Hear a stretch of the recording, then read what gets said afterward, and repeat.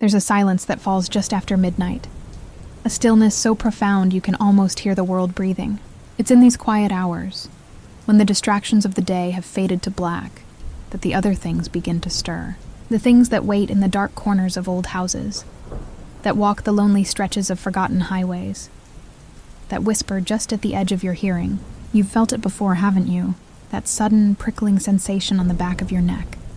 The feeling of being watched when you are utterly, completely alone. Most of the time you dismiss it. A draft, the house settling, an overactive imagination. But what if just once you were wrong? What if the shadow you saw from the corner of your eye wasn't a shadow at all? Tonight we're not going to dismiss it. We're going to lean in closer and listen to the stories of those who look back, of those who saw what was standing there in the dark. So turn down the lights, settle in, and listen. My first real job out of college was as a security guard. It was as boring as it sounds. I worked the graveyard shift, from 11 p.m. to 7 a.m. at a sprawling corporate campus on the outskirts of the city. Most nights my biggest challenge was staying awake. The campus consisted of 3 main buildings, connected by covered walkways. My job was to sit at a desk in the lobby of Building A, watch a bank of 16 monitors, and do a walking patrol of all 3 buildings twice a night, once at 1 a.m. and again at 4 a.m. For the first few months, it was a breeze. I'd do my first patrol, then spend the next couple of hours reading or listening to podcasts, then the second patrol, and coast until sunrise. The place was a ghost town, dead silent except for the hum of the servers in Building C and the occasional click of a thermostat. The unsettling stuff started small. I'd be watching the monitors and see a flicker of movement on a camera in Building B's third-floor hallway. I'd rewind the footage, watch it again, and see nothing. I chalked it up to a moth flying in front of the lens or a glitch in the old system. Then I started hearing things during my patrols, faint whispers that seemed to come from empty offices. A sound like a single chair scraping across a floor in a room I knew was vacant. I'd check, of course, flashlight beam cutting through the darkness, finding nothing but rows of empty cubicles and powered-down computers. My logical mind always found an explanation. The ventilation system, the building settling, my own mind playing tricks on me in the dead of night. Then came the night of the elevator. I was on my 1 a.m. patrol, heading from Building A to Building B. The connecting walkway was on the 2nd floor. As I approached the elevator bank in Building B, the doors to one of them slid open. I hadn't pressed the call button. I froze, my hand hovering over the mag light on my belt. The elevator car was empty. The fluorescent light inside flickered weakly. I stood there for a good 30 seconds, just staring into the empty box, my heart thudding against my ribs. The doors stayed open as if waiting for me. I told myself it was a sensor malfunction. It had to be. I took a deep breath and cautiously stepped inside, keeping my back to the wall. I pressed the button for the 3rd floor. The doors slid shut, and the elevator began its slow ascent. That's when I heard it, a soft, wet, dragging sound from above me. It sounded like something heavy and damp being pulled across the metal roof of the elevator car. My blood ran cold. I was trapped in a moving metal box with something on top of it. I mashed the button for the 3rd floor, then the emergency stop, then the open door button, my hands shaking. Nothing happened. The dragging sound continued, slow and deliberate, back and forth, right over my head. The elevator dinged as it reached the 3rd floor and the door slid open. I bolted out into the hallway so fast I nearly tripped over my own feet. I didn't look back. I sprinted down the hall, burst through the emergency exit into the stairwell, and didn't stop running until I was back in the relative safety of the security lobby in Building A. I spent the rest of the night glued to my chair, watching the monitors with the lights in the lobby turned up to their brightest setting. I never did the 4 a.m. patrol. I didn't tell my boss what happened. What could I say? That I got spooked by a noisy elevator? I quit a week later. I found an office job, a normal 9 to 5. But sometimes, when I'm alone in an elevator, I find myself holding my breath, listening. Just listening for that slow, wet, dragging sound from above. When I was about 10, my best friend Liam lived in a house that backed onto a dense patch of woods. We spent most of our childhood summers building forts and mapping out the trails in that forest. There was one spot we called the Whispering Grove, a small clearing where the wind always seemed to make a strange, mournful sound as it passed through the tall pines. We thought it was cool, our own secret, spooky place. One afternoon, we were deeper in the woods than usual, looking for a new spot for a fort, when we stumbled upon an old, dilapidated cabin. It was tiny, barely more than a shack, and looked like it hadn't been touched in 100 years. The roof was caved in on one side, and the single window was boarded up. Of course, being 10-year-old boys, we had to go inside. The door was stuck fast, but we managed to pry a few loose boards off the back wall and squeeze through. The inside was a single dusty room. There was a rusted wood-burning stove in the corner, a collapsed cot, and a small rickety table. On the table was a book. It was a leather-bound journal, the pages yellowed and brittle with age. The handwriting inside was elegant but difficult to read. We took it back to Liam's house and spent the evening deciphering it. It was the diary of a man who had lived in the cabin in the late 1800s. He wrote about being a trapper, about the harsh winters, and about his loneliness. But as the entries progressed, the tone changed. He started writing about noises outside the cabin at night, scratching on the walls, a voice that whispered his name from the trees. He wrote that it was a hollow man, a creature of the woods that stole the voices of its victims. He believed it was trying to lure him out. The last entry was short and scrawled in a shaky hand. It said, "It's learned my wife's voice. I know she's been gone for years, but it sounds just like her, calling to me from the woods. I have to go see." After that, the pages were blank. We were thoroughly freaked out. We probably should have put the journal back, but we kept it, hidden in a shoebox under Liam's bed. A few nights later, we were having a sleepover at his house. It was late, probably around 1 a.m., and we were telling ghost stories by flashlight. Liam's bedroom window faced the woods. Suddenly, his dog Buster, who was sleeping at the foot of the bed, shot up and started growling low in his throat, his eyes fixed on the window. We fell silent listening. At first there was nothing. Then we heard it. A woman's voice, faint and distant, calling from the direction of the woods. "Liam! Oh, Liam, come outside, sweetheart." My blood turned to ice. Liam's mom was a heavy sleeper and had a deep voice. This was nothing like her. This voice was high and melodic, but there was something wrong with it, an unnatural echo, like it was being played through a cheap speaker. Buster was going crazy now, barking and scratching at the door. "Liam, I'm lost out here.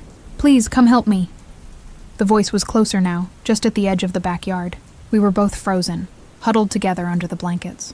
Liam's dad burst into the room, woken by the barking. "What in the world is going on in here?" he demanded. We just pointed, speechless, at the window. He went over and looked out, but the calling had stopped. He told us we were being ridiculous and that we'd probably just heard a neighbor. But the next morning, when we went outside, we found something that made us sick to our stomachs. There was a single set of footprints in the soft dirt of the flower bed right beneath Liam's window. They were long and narrow, and they were barefoot. We never went back to the cabin. We took the journal deep into the woods, far from the Whispering Grove, and buried it.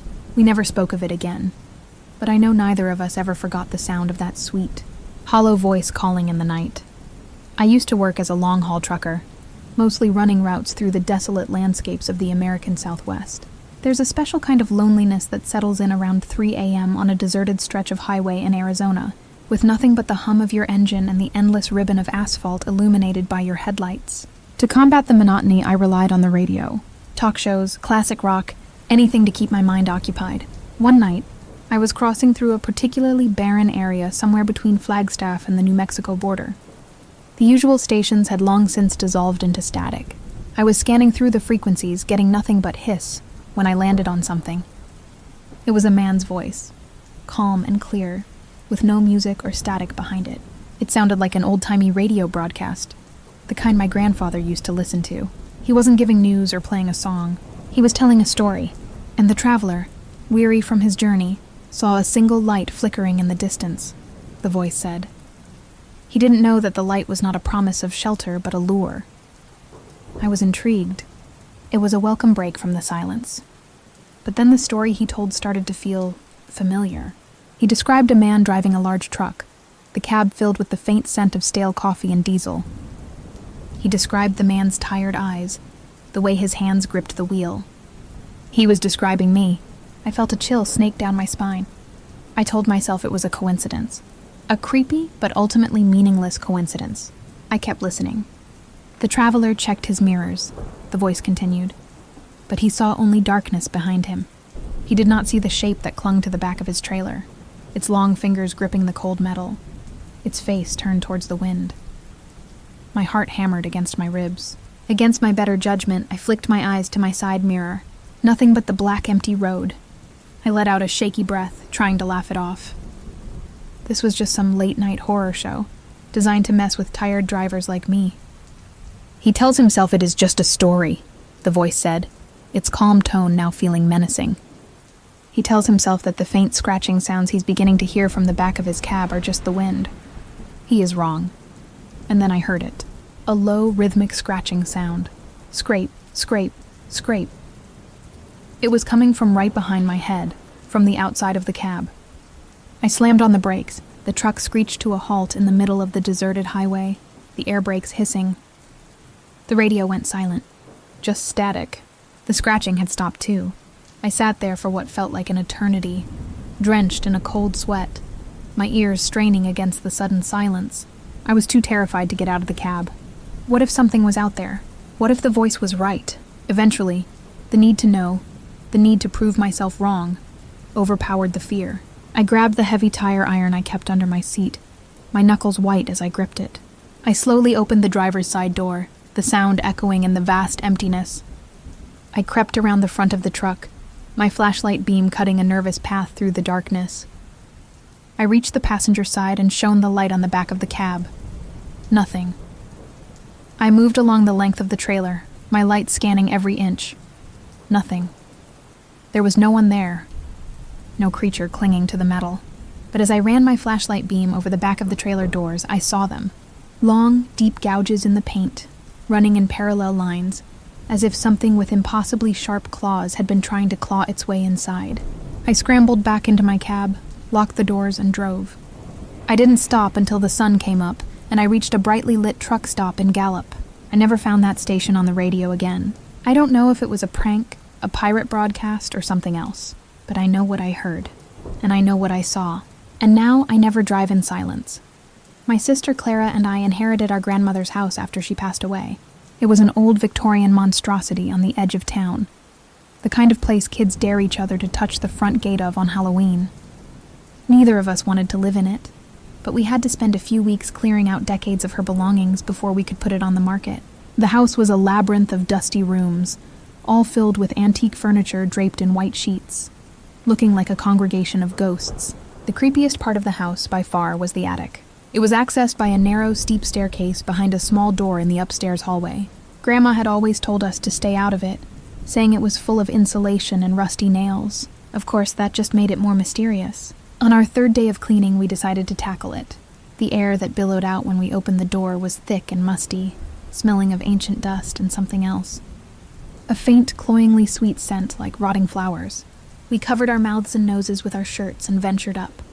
The attic was vast, stretching the entire length of the house. The single, grime-covered window at the far end did little to illuminate the space, our flashlights cutting feeble beams through the oppressive dark. It was filled with the usual forgotten treasures: old trunks, a broken rocking horse, stacks of yellowed newspapers. But as we worked, that sweet smell grew stronger. We eventually traced it to a far corner, behind a stack of old paintings. There, half hidden in the shadows, was a collection of antique dolls. There were about a dozen of them, all porcelain, with glassy eyes and unnervingly perfect little smiles. They were arranged in a semicircle, facing a small child-sized rocking chair. "Well, this is horrifying," Clara muttered, shining her light on their faces. I had to agree. There was something deeply unsettling about them. We decided to pack them up and get them out of there. As I reached for the first doll, I heard a sound. A soft, rhythmic creak. We both froze, our flashlights snapping towards the noise. The small child-sized rocking chair in the center of the doll's circle was moving. It rocked back and forth, slowly, deliberately, as if an invisible occupant was sitting in it. The sweet, rotten smell was suddenly overwhelming, and the air grew cold. We didn't scream. We just backed away slowly, down the narrow stairs, our hearts pounding a frantic rhythm against our ribs. We slammed the attic door, fumbled with the old skeleton key to lock it, and then ran. We didn't stop running until we were in the car, speeding away from the house. We hired an estate sale company to clear out the rest of the house. We told them they could have whatever they found in the attic for free. I don't know if they ever went up there, or if they found the dolls in their empty chair. I don't want to know. All I know is that sometimes, when the wind blows just right, I can still smell that sweet, sickening scent on the air, and it reminds me of glassy eyes and a chair that rocked all by itself. During my final year of university, I lived in a cheap, rundown apartment building with my roommate, Alex. Alex was a bit of a strange guy. He was quiet, kept to himself, and had this odd habit. Every single night, at exactly 11:11 p.m., he would go over to his bedroom window, which overlooked the grimy alley behind our building, and just stare. He wouldn't open it, wouldn't lean out. He'd just stand there, perfectly still, for about 5 minutes, looking down into the darkness. Then he'd close his blinds and go to bed. I asked him about it once. He just shrugged and said it was a mindfulness thing, something to clear his head before sleep.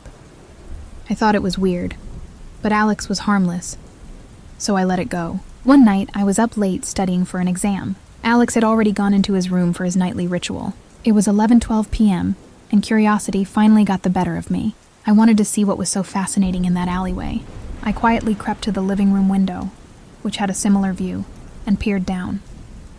The alley was empty, save for a few overflowing dumpsters and some scattered trash.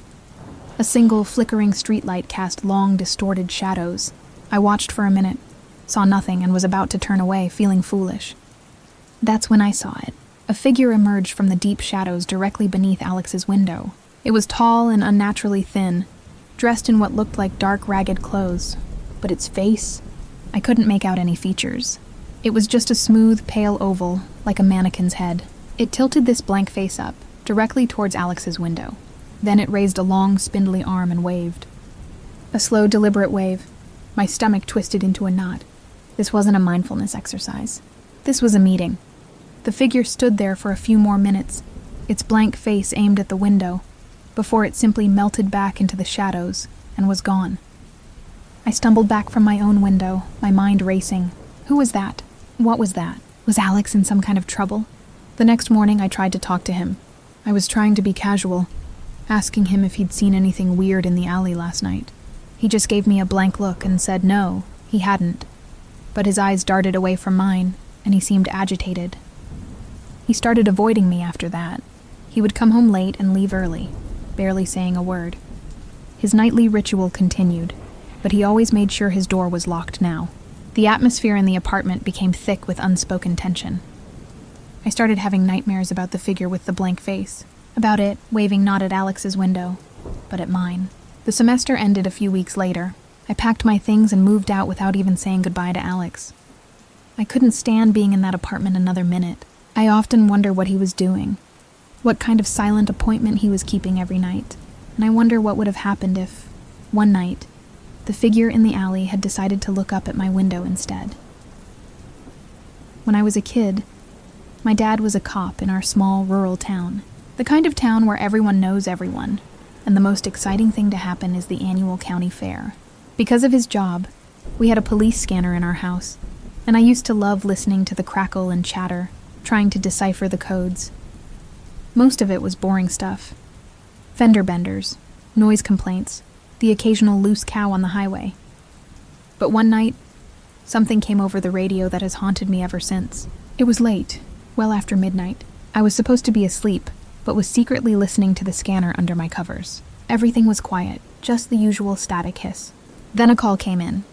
The dispatcher's voice was strained, different from her usual calm tone. She was trying to get a location from a caller, but the connection was terrible, full of static and strange high-pitched whining noises. I could just make out a child's voice on the other end, a little boy, whispering frantically. "He's in the house," the boy whispered. "The smiling man is in the house." "Okay, son, where are you?" the dispatcher asked. "What's your address?" The boy's whispers were barely audible through the static. "I don't know. The house with the red door, on the old road." The old road? Could have been any number of forgotten dirt tracks in the county. There was no way to narrow it down. "Can you tell me what the smiling man looks like?" The dispatcher pressed, her voice gentle. There was a long pause, filled only with that awful, whining static. Then the boy's voice came back, tight with terror. "His eyes are wrong," he whispered, "and his smile is too big for his face. It goes all the way up to his eyes." A cold dread filled my small bedroom. I pulled the blankets tighter around me. "He's coming up the stairs," the boy hissed. "He walks on his tiptoes." Suddenly, there was a loud, distorted sound through the speaker, like a shriek and a laugh mixed together, followed by a sickening crunching noise. Then silence. Just static. The dispatcher kept calling, "Son, are you there? Can you hear me?" But there was no reply. My dad and the other officer on duty spent the rest of the night driving up and down every old dirt road in the county, looking for a house with a red door. They never found one. There was no record of the call's origin. It was like it came from nowhere. I asked my dad about it years later. He got a grim look on his face and just said it was probably a prank call, some kids messing around. But I remember the sound of that little boy's voice, the genuine terror in his whispers. And I remember the sound that came at the end. It wasn't a prank. I'm sure of it. And sometimes when I'm alone in a quiet house, I think about the smiling man with the wrong eyes, the one who walks on his tiptoes. I'm an amateur photographer, and one of my favorite things to do is astrophotography. A few years ago, I was on a camping trip in a national forest, miles from any significant light pollution. The sky was supposed to be perfectly clear, and I was excited to try and capture the Milky Way. I found a great spot in a clearing, set up my DSLR on a sturdy tripod, and programmed it to take a series of 30-second exposures throughout the night. I covered the lens, made sure everything was secure, and then hiked back to my campsite about a half-mile away, leaving the camera to do its work. The next morning I woke up with the sun, excited to see the results. I hiked back to the clearing, retrieved my camera, and packed it away. I didn't check the photos until I got home a couple of days later, and loaded them onto my computer. The first few hundred images were stunning. The stars were brilliant, and the Milky Way was a breathtaking swirl of color across the frame. I started clicking through them, watching the stars rotate slowly across the sky. Then I got to the photos taken around 2 a.m. In one frame, there was a slight blur at the bottom edge of the picture. In the next, it was more defined. It was a figure. Someone, or something, had walked into the clearing and stood directly in front of my camera. Because of the long exposures, the figure was a ghostly, semi-transparent blur, but I could make out a humanoid shape. It was tall and slender. Over the next series of images, spanning nearly 2 hours of real time, the figure didn't move. It just stood there, perfectly still, facing the camera. The stars wheeled across the sky behind its translucent form. I zoomed in as much as I could. I couldn't make out any details of its face or clothing. It was just a dark, static shape against the backdrop of the moving cosmos. The thought of it made my skin crawl. This thing had stood there, in complete darkness, in the middle of a remote forest, and stared at my camera for hours. It was there while I was sleeping peacefully in my tent just a short walk away. What was it? A lost hiker? A prankster? Or something else? The most chilling part came towards the end of the sequence. In the last few photos where the figure was visible, its form started to distort.